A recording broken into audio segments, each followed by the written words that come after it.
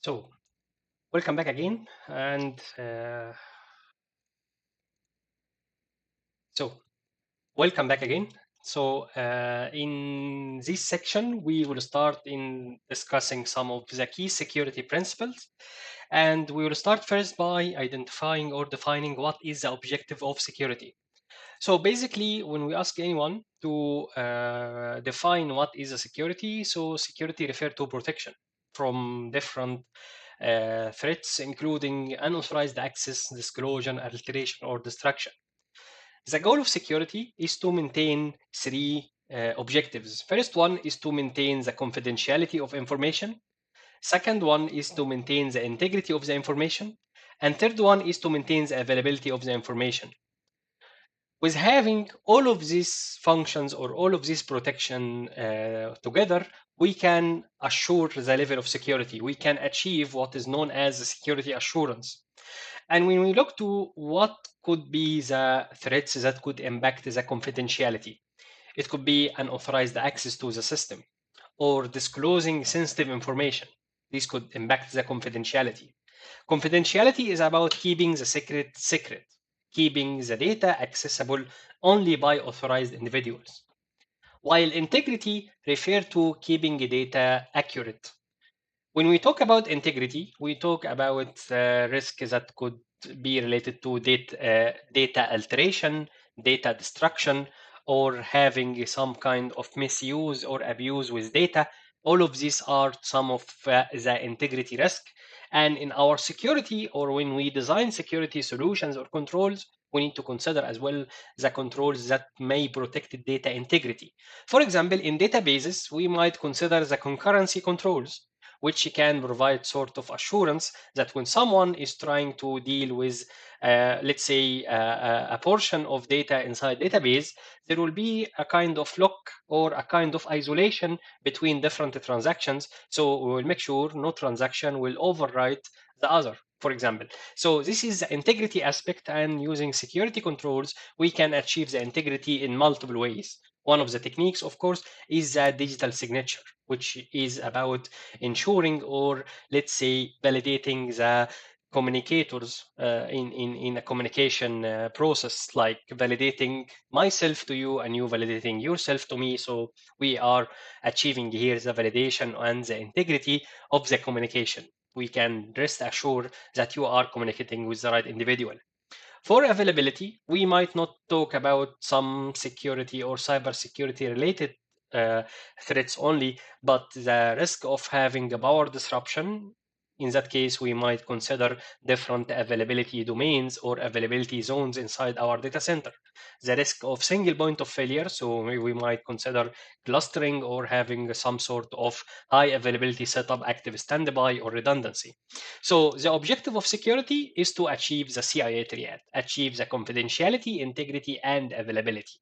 So in basic term, confidentiality is about authorizing the authorized subject only to view the data, while integrity is to make sure that systems are protected against the unauthorized modification or destruction, and no unauthorized change can happen, although or unless this change is authorized, and no one can deny what he applied on the system, and the business can validate the authenticity of the data at any point of time. This is about what do we mean by integrity.